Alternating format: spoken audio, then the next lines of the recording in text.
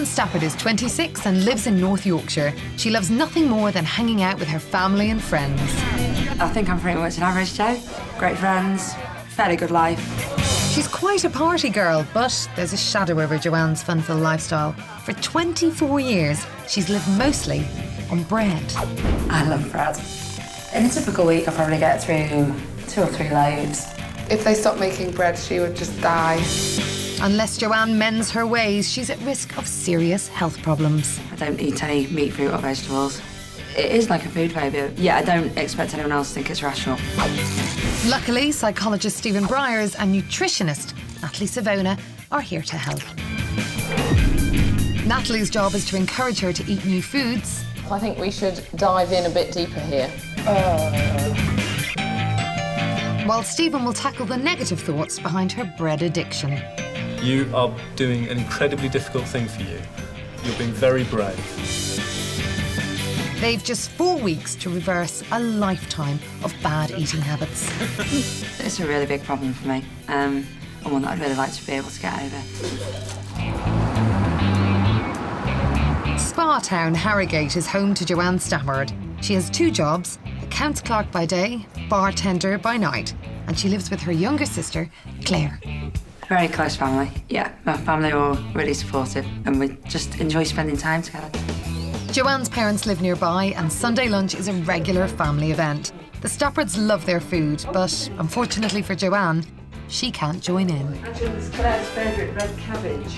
One of these days, Joanne will be saying that. That's my favourite red cabbage. I love it. Joanne's diet is almost exclusively bread. I do not have within memory a time when I've ever had a proper meal. Fruit or vegetables or meat. The prospect of eating other food, even with her family, makes Joanne panic. She stays for as long as she can to be polite. Yeah, which is about 5 seconds. The more I leave the table, the less time I have to be there. It's embarrassing, especially when there's people around. I feel awkward and uptight and tense when I'm around certain foods. Unable to go near fruit, vegetables or meat, the only food she can eat to accompany her bread are tinned tomato soup, spaghetti hoops and crisps. She goes days sometimes where she doesn't eat anything. She'll drink a slim fast or she'll do something like that, but it's not to lose the weight, it's because she hasn't got anything that interests her that she could nibble at or that she could quickly eat. I want you to try some tuna, okay? Driven by concern over her limited diet, Joanne's sister and friends try their best to make her eat healthier fare. Joanne, what's going to happen? It smells a bit funny. It's not going to kill you by the smell. No, but it will make me vomit. She's built it up so much in her mind that she can't physically take anything to her mouth. She can't try anything new. She's a very stubborn girl, so we have mentioned things to her before, and it's just pitted blank, really. Please, take it off me. Just take it a little bit. Nothing happened then. No, I'll take it. I'm going to be sick. Joanne's parents have battled with her eating habits for 24 years. I used to feel incredibly guilty when she was young, and everybody just kept saying, it's your problem, deal with it. It's obviously not Joanne's problem. Until it becomes Joanne's problem, then there's nothing you can do about it. Now Joanne knows it is her problem, and her eating habits are having a detrimental effect on her social life.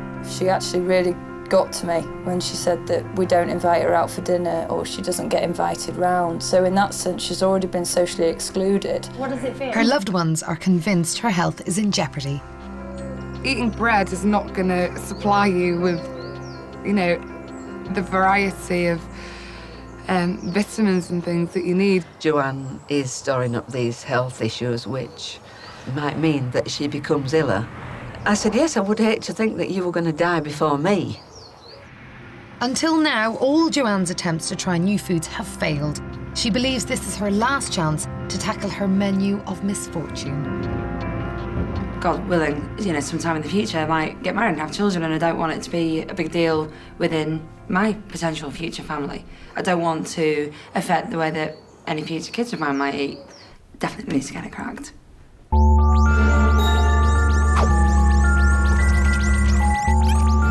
It's Day 1, Joanne's been summoned to London for her first meeting with psychologist Stephen and nutritionist Natalie.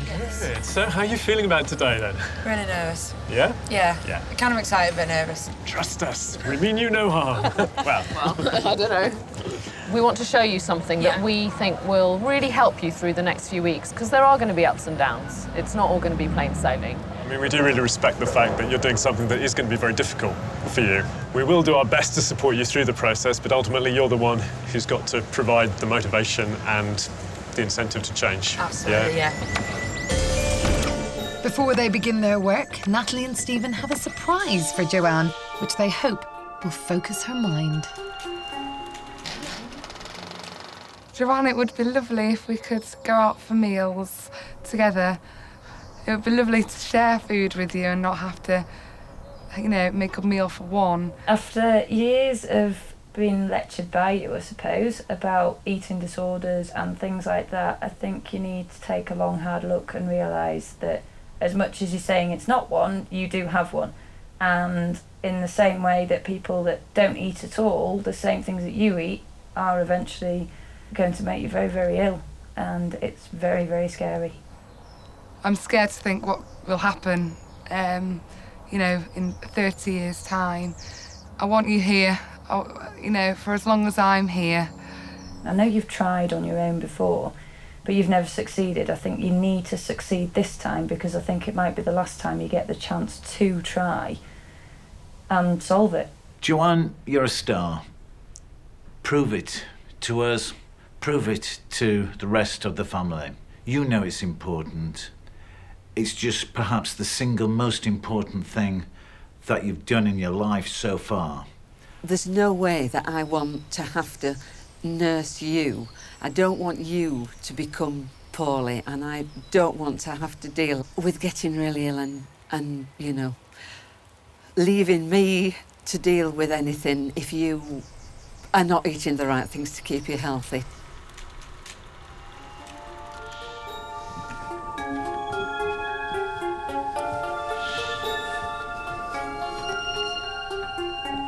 So, a lot of people who are concerned about you there. So it seems like your friend is giving you the label of having an eating disorder. Does that feel right? It's just that when people think of eating disorders, they think of like bulimia or anorexia, don't they? They're the two that instantly come to mind. And I don't know, I suppose it is, but I've never really thought of it that way. I think there is something about this that does put you under quite a lot of pressure, because there is quite a weight of expectation out there, isn't there, from the various people who care about you. I worry that while I really want this, I might be setting myself up for failure and to let them down. Think about these messages, to think about the people in your life who love you, who are concerned about you, how badly they want you to manage this, yeah? And draw some strength from that. In case Joanne was in any doubt after hearing from her loved ones, Natalie and Stephen have got one last wake-up call. OK, come and have a look. So, Joe, start of 10. What do we have here? Lots of bread. What we've actually got here is 110 loaves of bread, which is what you eat in a year. That's disgusting. The smell of it's really strong. Never really thought of bread as having a smell before, but that smells. Is there anything else that strikes you about all of this? I guess to think that this is pretty much the only thing that I eat, just how boring it is. It's a complete disaster in terms of the nutrients that you're getting.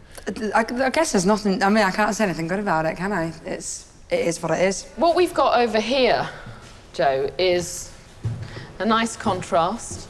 Feature anywhere in your diet? No, it doesn't at the moment. Now, if we were actually contemplating getting you to take a bite out of the banana or the tomato, well, how would that make you feel inside?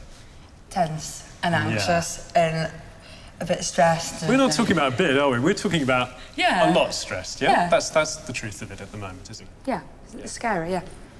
What do you want to achieve? We've got a few weeks to work with you. By the end of that time, what would be a realistic goal for you, do you feel?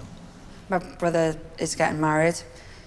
They're having a barbecue the next day. To be able to not have people wondering why I'm not eating would be a really nice thing. So you're clear about what you want, Joe. So our challenge to you is that in a few weeks' time, at your brother's wedding, you're going to be at that barbecue and you're going to eat something other than just bread. I need to. It's as simple as that. I don't want to be like this anymore, so yeah, I'm ready. If you've got the motivation and the will, we will do our best to help you in that process and maybe start to tip these scales in your favour.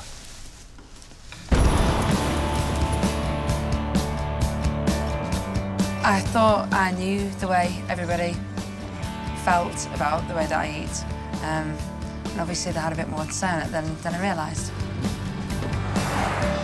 I think that she has such strong reactions to foods and to the smell of foods that getting beyond that is going to take more than just being keen to do so. One thing that is becoming really apparent to me, though, is that this is going to be a much longer process than I first hoped or thought. To be able to get to the point where I can put something in my mouth and to be able to just be, yeah, it's food, I'm eating it, it's fine. Like, to give it no thought, for it to be a natural thing, it seems a long way off.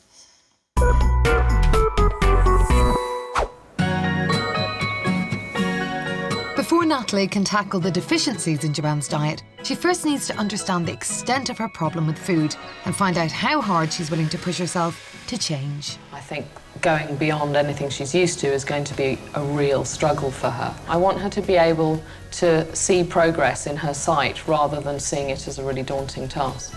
Today I think that Natalie's going to try and make me eat things that I don't normally. So I just need to try and keep calm when I'm starting to feel anxious. If I walk in and I smell fish, I'll want to run out. What the purpose of this session is for me to really find out where your boundaries might be and why as well, what's going on. Is it the texture? Is it the smell? Is it just the taste? And then that way it helps me know where we go next. You see, I think that for a lot of people who have a restricted diet like yours, fruit is often a good place to start. I like orange juice. What but about I usually drink it without pulp. Kiwi or apple? I'll have a go at kiwi. Does that not just smell lovely and fresh and juicy? Do you know, I also imagine because of the colour what it's going to taste like. Because this is green, it is going to taste like the colour green. Does that make you think that I'm mentally unstable saying that? That's not too bad. Surprised, actually. That looks like you like kiwi fruit. It's okay. I could get used to it. Since you're feeling pleased with yourself, I think we should dive in a bit deeper here and go for one of the protein group foods. With my challenge in mind, I know that ideally, because it's a barbecue, trying to get used to meat would be a good thing. No, that puts me off. Just when I was thinking about this before, I thought bacon might be okay, but now I'm looking at it. Okay, I'm not sure I'll be able to swallow this. This will be the first time in her life that Joanne has tried to eat meat.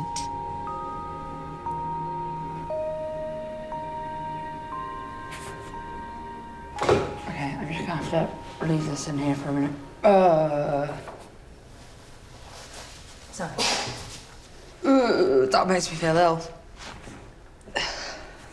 But do you see the leap from what you thought mentally, didn't think you could even put it in your mouth? Yeah. And you did? Yeah. Now, I know that was really hard. Yeah. But you made the steps.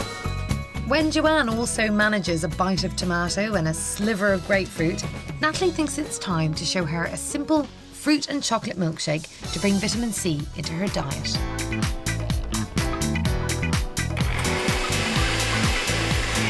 I'm not convinced, but let's give it a go.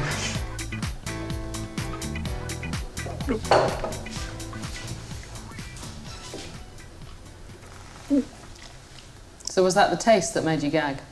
I'm surprised that this bit almost seems harder.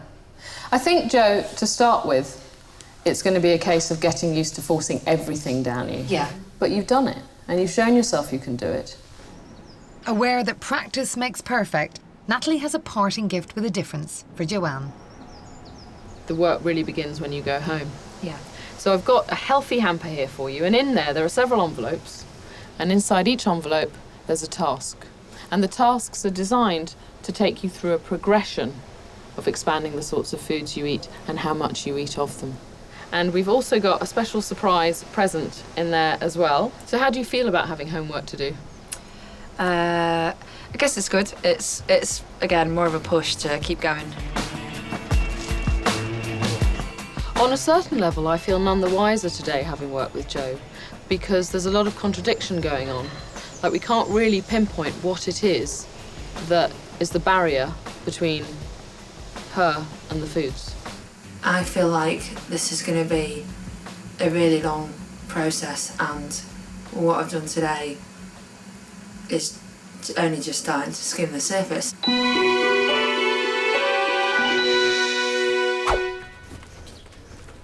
Home with the hamper and Joanne's ready to start work. Your first task is to turn your back on temptation and clear your kitchen of those unhealthy processed foods. It's goodbye to the tin soups and spaghetti hoops, high in salt and sugar, that have been Joanne's only source of food beyond bread.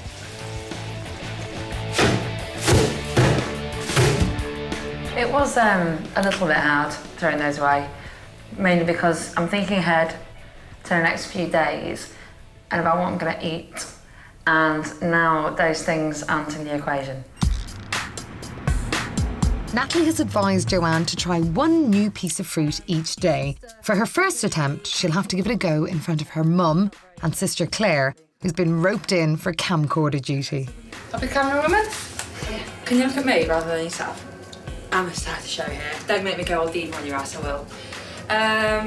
Okay, it's my sister-in-law-to-be's hen do, and I've already had to sit through one meal and feel like a complete numpty and really out of place. So because we're about to go have another meal, I'm going to attempt to eat a bit of grapefruit, like Natalie did with me.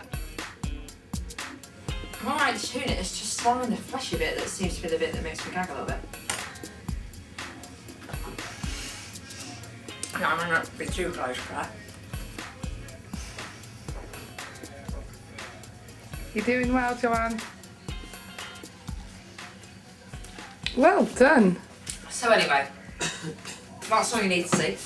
But first, proof that I am trying to do as Natalie instructed.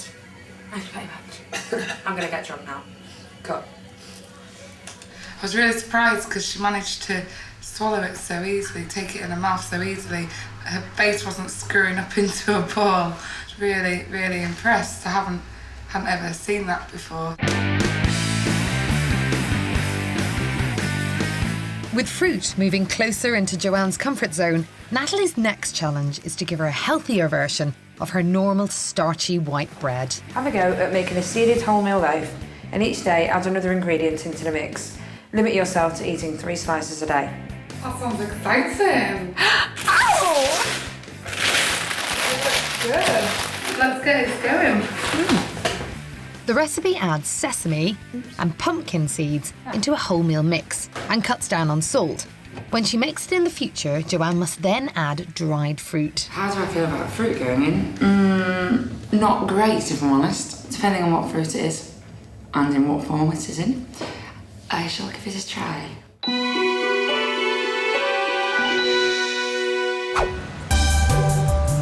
Though Natalie has reduced Joanne's bread intake, she has concerns over the effect it's had on her body as the staple part of her diet for 24 years. Dr. Pixie McKenna is a GP with a special interest in eating problems. She's analysed the results of Joanne's blood tests, and this morning, Joanne and Natalie have come to hear the results. We're going to talk a little bit about those blood tests you had done. I'm interested to hear what you have to say. Well, a very interesting thing showed up in your blood tests. Now, I know you love bread, and it appears from the bloods that we've done that you are actually intolerant of wheat. Okay. So that's a pretty serious thing with the amount of bread that's going into your mouth on a daily basis. Yeah. What it means is when that wheat goes into your system, you're not breaking it down.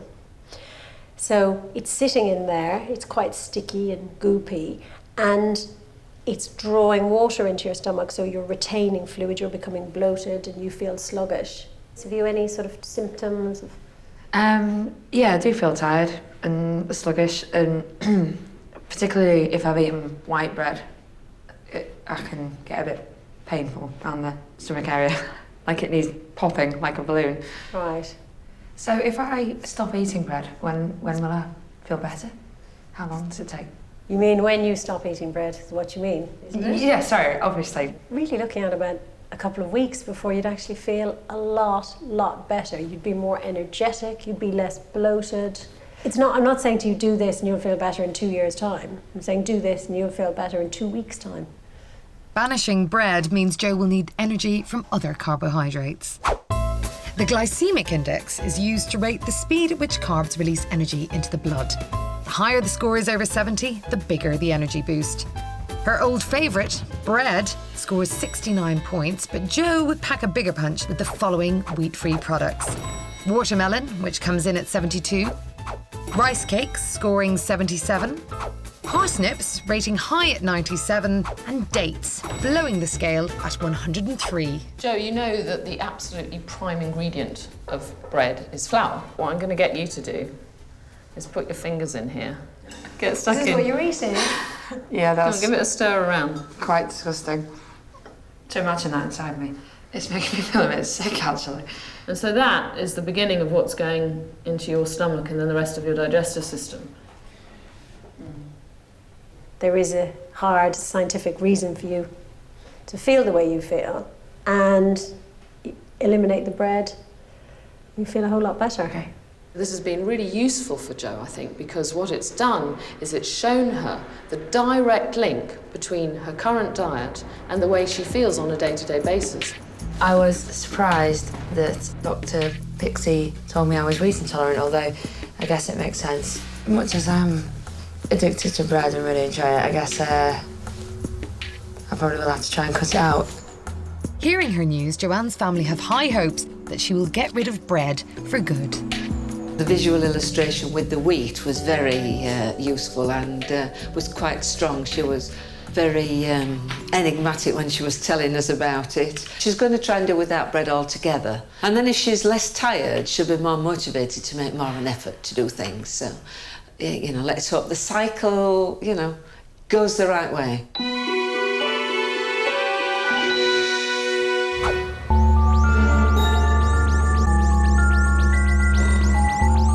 It's the end of week 1 and Joanne has her first session with psychologist Stephen.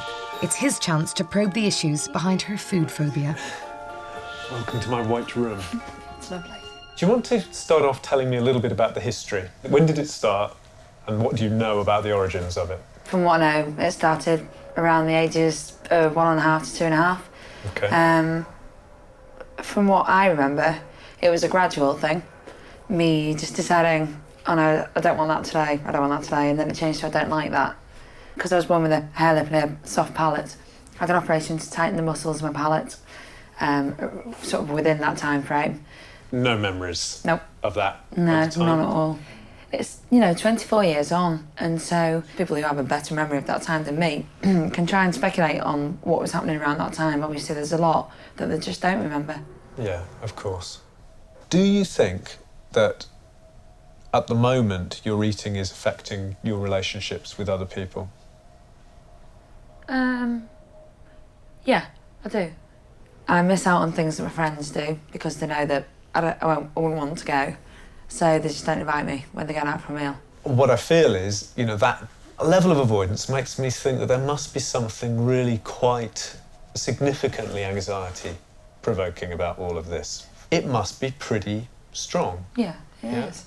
I mean, how do you deal with anxiety, in other areas of your life? I think I'm a really laid-back person. I don't really get anxious about things. I don't worry about things. I wouldn't say I'm one of life's big worriers. Okay, At all. So it's almost like you've taken all that kind of potential for anxiety that we all have and you've focused it all around one main issue. Yeah, Yeah? pretty much. Okay. I do think that we can go forward from here and try a few things out. you're good at avoiding things that you don't want to do. Yeah. Right. I'm afraid this isn't one of those times where that's an option. Okay, let's go.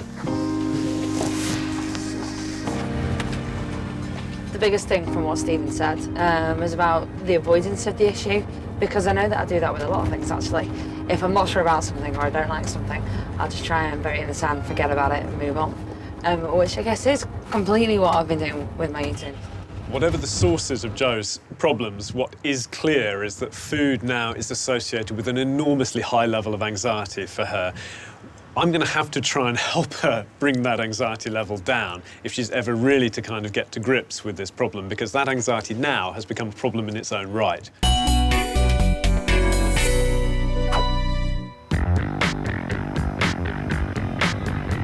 With regular bread banished for week 2, Joanne can't live on fruit alone, so Natalie's next challenge introduces healthy vegetable soups. Joanne must make them fresh and free from salt and sugar. It's just not bread. It's just not something I'm used to.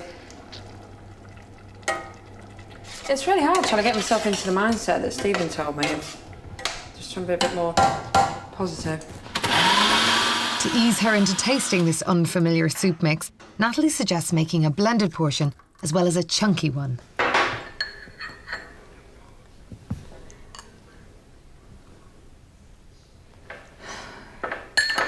I'm not sure I'm quite in this place yet. Which is really wussy of me, isn't it? Joanne's food anxieties have built up over 24 years. The next day, psychologist Stephen wants to introduce some techniques to bring her anxiety and fears under control.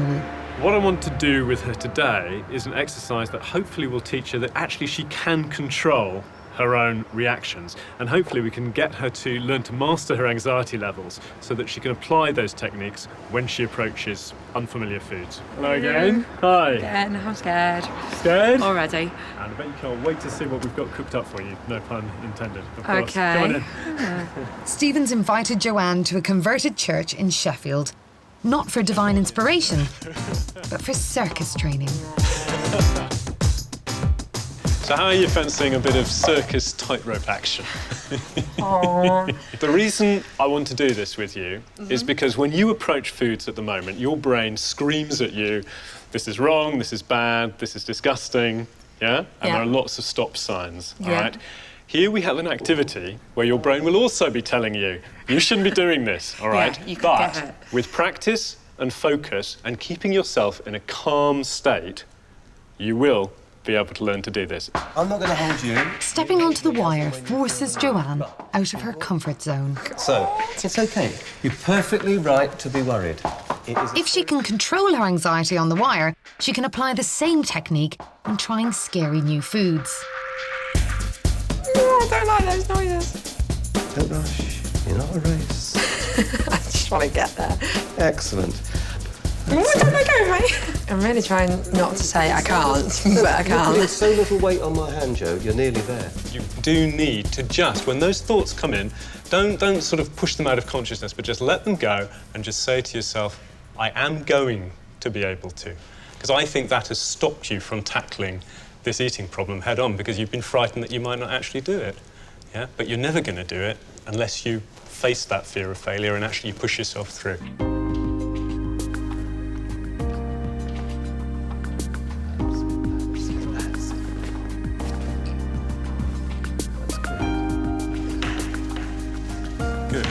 Step. Brilliant. Good. Good. Excellent. Good. You're doing it. My God. It's just 2 steps away. Get there, I'll get there, I'll get Okay, there. get to the end. Get to the end. Go for it. Yes. Well done. We will do it. We will do it. Yes.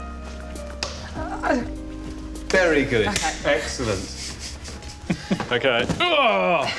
So what we're going to do now is going to see whether we can apply some of the things that helped over there to your eating. All right? Come with me. Have a seat, madam. I knew it would be fish. Just of everything that you could have put out, you had to pick fish. I can't let that rest on my tongue. I just can't. Because what would happen? Because I'll puke. All over the table, all over myself, all over you. It'll be messy, it'll be embarrassing. I'll want to crawl into a hole and die. What you're dealing with are the rising up of all those feelings and thoughts in just the same way that you had to do battle with yourself on that wire when you were sort of struggling to think, I can do it, I can't do it, I can do it, I can't do it, okay? It's about keeping yourself in that calm mental space. Do you know what? I don't like anything. You could have put all kinds of stuff here, but you give me fish. We needed something that was going to actually produce that whole kind of trapped, vulnerable, I hate this feeling. Your battle is with that part of yourself, all right? I know you're going to tell me I'm doing the negative thought thing again, but it's just because I know what's going to happen. But you don't know that's what you think is going to happen. Just imagine yourself, all right, back on that wire, but not in the sort of slumped, defeated position. When you were focused on what you were doing, you were determined that you were going to do it. I can't put it on my tongue. Okay, all right, okay, no, it's okay, all right. I'm sorry. Hey, no, it's okay. No, it's not embarrassing, all right? It's not embarrassing. You are doing an incredibly difficult thing for you. Okay, look at me. No. I think probably what we've just done here, Joe, is the equivalent to setting that tightrope wire sort of about 20 foot up in the air, right? And maybe it's too much. I am really kicking myself about the choice of food. We didn't really just take her out of her comfort zone, we actually sort of effectively dropped her into the piranha tank, and I'm not surprised she struggled. This doesn't mean, though, that she's not going to be able to use some of the principles she learnt and apply them to more straightforward foods. But it is a problem for me, because while she's got foods ranked in this order from kind of easy to impossible, it means there's going to be a whole load of foods that are always going to be very difficult for her to approach. So again, we need to change the way she thinks about it. The fact that I started crying, that's absolutely killing me. I really didn't want to cry, and it's bugging me a lot that I did. The reason that I did, though, was because I was wretched instantly and I had to get it out, and I just felt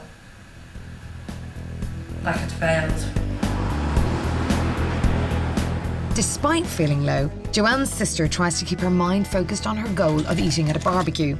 So they try out Natalie's next task, eating a protein-rich dairy food. I can't imagine getting to the point where I'm going to be able to eat something and actually enjoy it. It's just practice. When it doesn't become foreign, then you might start enjoying it.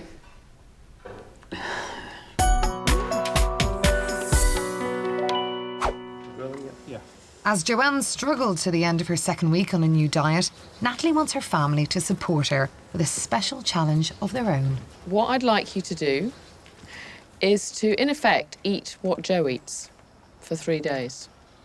So I'd like you to live off bread and tin soup. Yes. Okay. It's going to be quite boring. The things we do for our kids. What I'm after here is for you, the people who are closest to her, to have some insight into her diet, what it's like to eat like that, both on a sort of social and emotional level, to be stuck in that very narrow band of foods that she's eating. Can I persuade you? 3 days, it's a deal. That dinner time, Margaret and Kevin get to grips with the bread and soup that have been their daughter's diet for most of her life. This is Fanny and Johnny Craddock here. It's a lot less hassle. Bon appetit. Great. Hey, not too much. Gosh. While Sister Clare tucks into a delicious meal of sliced bread. I'll probably be craving some normal food, pasta or something. Gosh, it's going to be hard. I don't know how she's done it for all this time. When you've got so much choice, it's a bit boring, isn't it, bread and butter?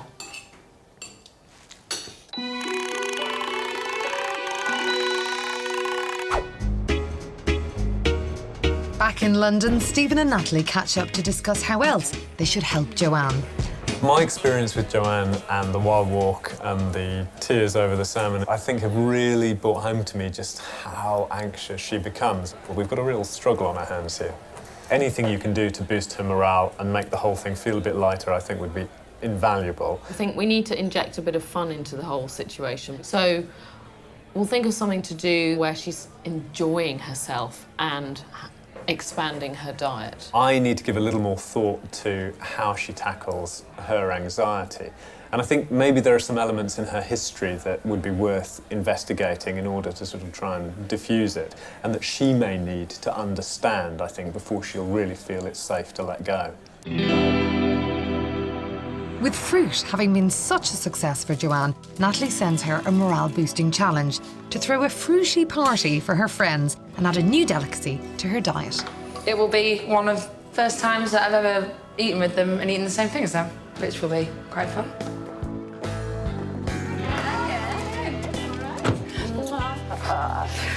Help yourselves to a drink and go sit down. She is absolutely petrified of tonight. I'm not actually sure, if I'm honest, how successful it's going to be with all her friends watching it. She's got a lot of pressure on her because they all want to see that, you know, there's been some development. I've never known her eat anything like this, so it'll be interesting to see tonight, see how much she's... We used to have to eat her packed lunch at school, so that she didn't get told off. Yeah, thanks. This is completely mad. So, will Joanne escape a telling off from her friends and impress them by eating something new? Natalie told me to try strawberries, but I haven't yet. Oh! Joanne, I will be amazed if you eat all that. Oh, so will I, actually. You know what I'm gonna... What's okay. the easy one? Grapefruit. No way! You actually love that. Do you like the strawberry shirt? Okay. Much to their surprise, Joanne manages a strawberry for the first time, while kiwi and grapefruit go down a storm. I'm amazed at the stuff that she's eating. I mean, she said that grapefruit was the easiest thing to eat out of all the fruits that we've tried today. And nobody here likes. Yeah, and we all said it was our worst fruit. This is all alien, all of this is alien to Joanne. But yet, she just went with it. There was no issue. I'm absolutely, completely surprised. Despite her success, Joanne is still down on her progress. I wouldn't say I've conquered fruit, because to say that I had conquered fruit would be, in my mind, to suggest that I could eat it quite easily without having to worry about it and without it feeling foreign. I think it's going to take me a long time before I can say that I've actually conquered something, where I can eat it without a second thought and it's just normal to do that.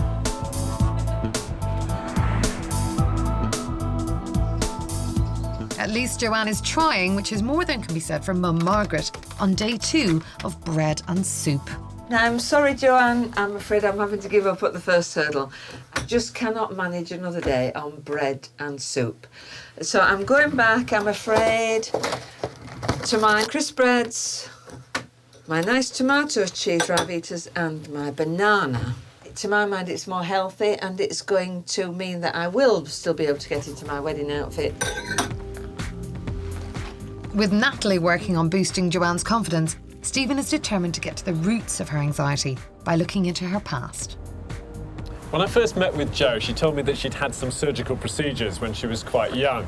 And I'm interested in the possibility that some of these early experiences may be linked to her current anxiety problems. Unfortunately, Jo herself obviously has no recollection of this period of her life. So what I've done is asked her parents to come down to London to meet with me. As usual? Yep. The things we do for our children. I think this is going to be good, Margaret. I'm really looking forward. Joanne is Margaret and Kevin's middle child, born in 1981 with a hare lip and a cleft palate. Her mouth was surgically repaired when she was 2.5. Before she had the operation, Joanne was an extremely healthy eater. She liked her food and she liked the variety in food, and her problems stemmed immediately after she had the operation. Well, we seem to think it was about that time. It certainly was, Margaret, yes. We had to go in for the tonsils to come out, and then she went back in for the palate repair or the lip repair. So it wasn't just a one-off procedure, there was a whole host of medical investigations and operations going on at this time.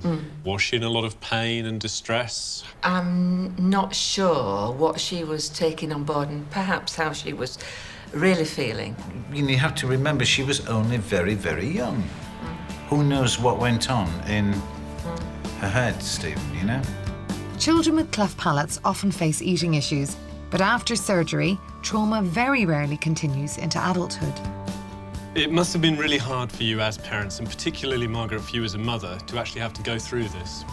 I suppose I felt as if I wasn't feeding her as she ought to be fed.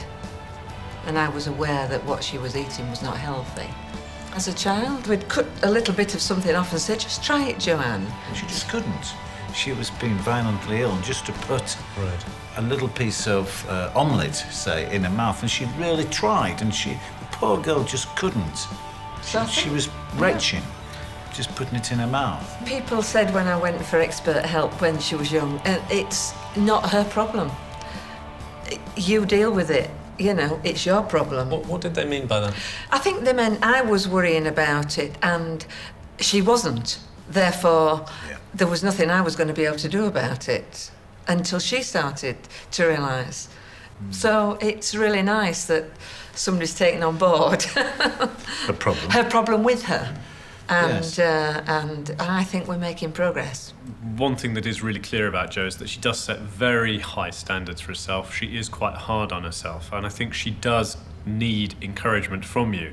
And she also needs to be reminded of the progress that she is making and discouraged not to discount it. So we can be pushy parents again. I think you probably can under these circumstances. Given the circumstances of the time when she was having these various operations, I think it is likely that she did feel vulnerable, she did feel helpless, and that as a result, she developed a need to exercise control in whatever domain she could. And because she was a child, the only thing that really came to hand was her eating. Joanne's over halfway through her month with Stephen and Natalie. Her diet now consists of fruit and homemade soups. This morning, and I eat nectarine, which is surprising because I thought it would taste like apricots and peaches, and I don't like peachy flavoured drinks or anything. But bread is still a difficult habit to kick. Some days I'm just such a crabby cow that I'm a nightmare for my sister to live with, and I just have to have some, otherwise I feel like it's not fair on her. I know it's probably a bit naughty that I still have it, but I'm getting there. Having spoken to Joanne's parents, Stephen has a theory about the origins of her food problem that he wants to share with her. Psychologically, if a child is left in a situation where they're made to feel vulnerable or in pain, it's not unreasonable to think that what might have happened in that context is that you did decide that you were going to control the only thing that you could, Yeah. which was your eating. Unfamiliar foods became more and more threatening and anxiety-provoking for you. And so you got trapped, and the thing that you'd done to empower yourself actually became the thing that got you stuck, yeah? What are your thoughts about that? If my mum was to hear this fact, I wouldn't want her to think that I felt like they weren't looking after me or anything, because, you know, I remember any time I did stay in hospital, one of them my mum always stayed with me. And, you know, it was probably a more worrying time for her than it was for me every time I was in hospital. I'm sure that's right, and I think, you know, you are obviously a very close family, and I'm not taking away from that. But your experience of it now may have been rather different to your experience of it then when you were younger. Yeah, I do remember it being quite scary and lonely and stuff when I was there. Yeah. It's just been loads of light bulb moments today where I've listened to what you said and I've gone, God, yeah. I don't think I've ever really been able to put my finger on a reason, or really think of a proper valid reason why I might eat the way that I do. Hearing him put it into the words it has, it's been really, wow. With Joanne beginning to make sense of where her food problem comes from, Natalie wants to tackle the one food group she's consistently avoided: meat. They travel half an hour north to Ripon, where suppliers sell their organic produce at the monthly local farmers market. The reason I brought you here is that we've got your end goal in sight, a barbecue. So we need to start really getting you well on the way to being able to actually enjoy the barbecue and to eat some food with your family. May I interest you in a taste? Oh, yes, please. Like that, right? Oh, go on, you can do it. There's guaranteed no other meat in there at all. I'm not sure I can. I can. Deep breath, in you go. Like Stephen says, I've got to stop telling myself I can't. Yeah, go on, use some of Stephen's techniques. You can do anything, Jo.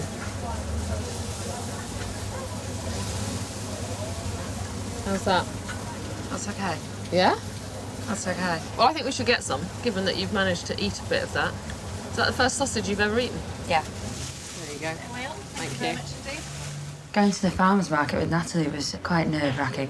I knew that the focus of that day really was going to be about meat, and meat is, without a doubt, the biggest challenge for me. Sensing Joanne's discomfort with meat, Natalie brings her a vegetarian alternative. What would you like to start with? Can I try a bit of one of the vegetarian ones? That's what I was going to suggest. Go for it. You go for it. Thank you. You're not overthinking about it, are you, Jo? No. That looks like you're really managing it. It is a lot easier knowing that it's not meat, even though I don't like the taste of it. I'm just not sure about meat because I am imagining it, like where it comes from.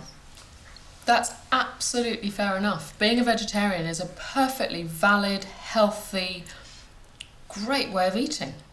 If Joanne decides to avoid meat in her diet, she'll have to choose other foods to be sure of getting enough iron. Our bodies need iron to ensure high levels of red blood cells which deliver oxygen to our vital organs. It's most often found in red meat, 2 milligrams in a slice of roast beef. But switching to 4 dried figs would give Jo 3 milligrams. A 1/4 cup of cooked clams would give her 11 milligrams. And, just for fun, a bag of licorice would give her 8 milligrams. I was glad that I had the vegetarian alternative. All I can think about when it comes to trying to eat meat is that it's flesh and muscle and blood and...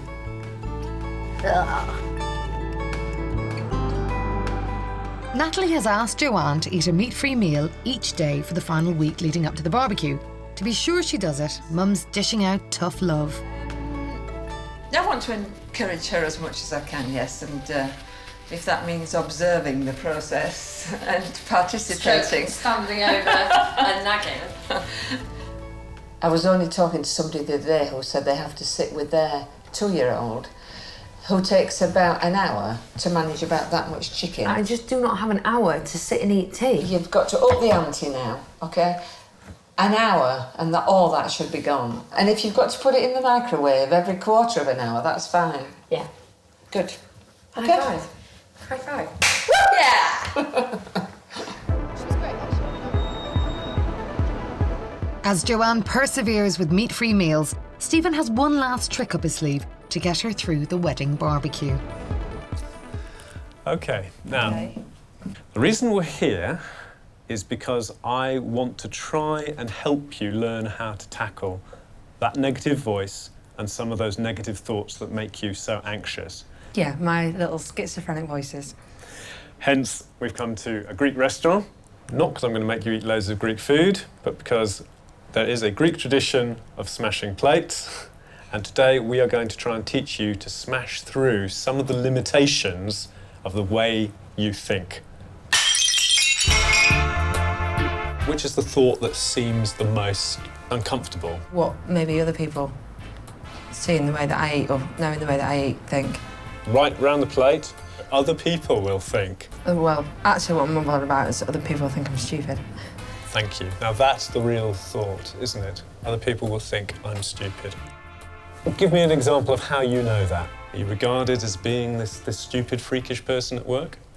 I think I'd struggle to get or keep a job if I was regarded as stupid. Most of the things that negative voice will tell you are lies.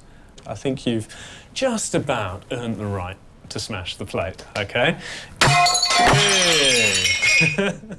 Nice smash. Excellent, very good. I'm not mentally strong enough. Convince me that this is not the case. Losing weight, I lost like 3 or 4 stone. Ooh, that was a lively one. Now, this negative voice of yours, Yep. Jo, what does it say to you about this family barbecue? It's too hard. I might not be able to do it. This challenge hasn't taken place yet. You still have time to work on it. And part of the thing that you've got to do in order to get there is really get a handle on this voice. You've got a battle on your hands with that voice inside your head. Smash that one, please. Stephen and Natalie and everything they've done with me has really helped. I guess the final bit's down to me. I don't know if I'd ever really feel ready. I guess I just have to do it. It's going to require a real act of courage and dedication to actually push through the pain barrier. I hope that today she's got a few more tools at her disposal to enable her to do that. With 2 days to go until her final challenge, Joanne's feeling jittery as she checks out her vegetarian options. In hindsight, maybe picking barbecue as my own challenge wasn't the brightest move. Might have been being overly optimistic about how far and how quick I was going to be able to get with my eating.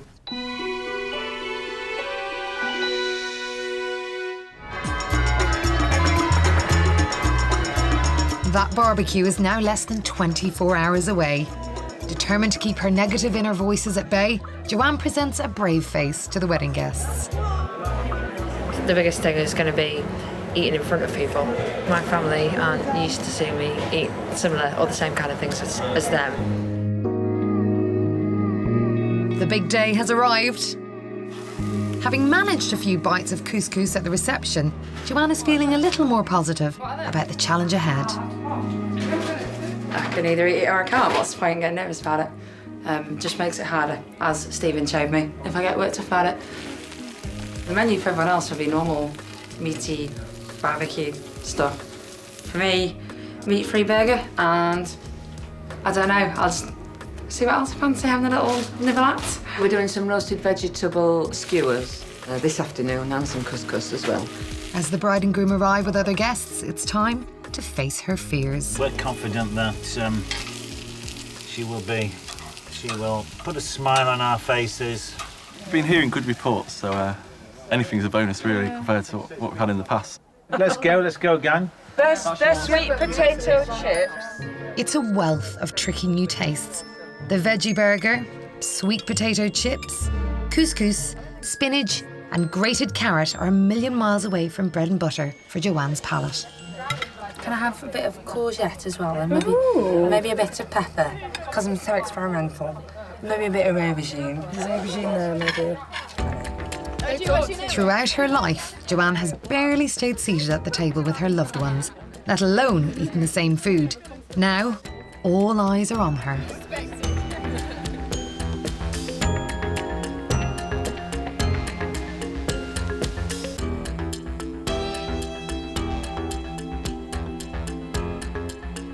I'm gobsmacked, actually. No, I'm really impressed. I'd hate to have to do this. The burger's half-eaten and there's no sign of any gagging, but the greenery still remains to be tackled.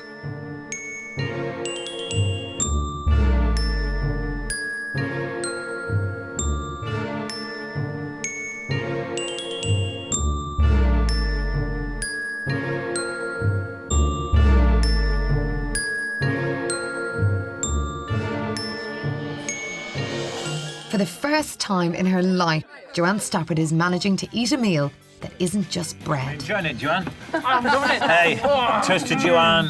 Toast to my head, Joanne. She's got no toast to me, I know. I think it's amazing, isn't it? When would we ever? We'll invite you round now, Jed. Yeah. I'll provide roll with a vegetarian menu. It's been really worthwhile, and I guess I just need to make sure that I don't lose the momentum that's been built, and that I keep trying to build on what I've already done. Normally, she'd have this physical reaction, and that's not going on anymore, so obviously those barriers are going. Really, really proud of her. Her friends have been so good as well, and they're wanting her to go out for curries and things, and I think that she will actually get there. She knows that this is just the beginning, and she seems really quite enthusiastic about taking it all forward. So all in all, pretty impressive, really. I think the significant thing for me is that, she didn't let those negative voices get the better of her. And I think, part of her recognises that, and it's opening up a sort of whole new world of dietary possibilities for her, which is great. Things can only get better in the future.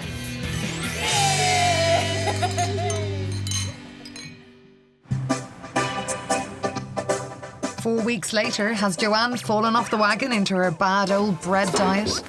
I'm just going to chuck this fruit in here and take it to work and then eat it at my desk for my breakfast. In all honesty, I do still have some bread every now and again. My diet is certainly more well balanced now. Joanne's diet has expanded to include simple pasta and vegetable dishes, and she's delighted that her friends are inviting her out to eat at last. Hope you enjoy it. The taste of me being marginally normal. I've loved tonight, being able to come to this restaurant. I've still got a lot of experimenting to with food, you know, to be able to go out and go to different places and not always having to worry about checking the menus beforehand to make sure I'll be okay. But to get to this point now, it's really good.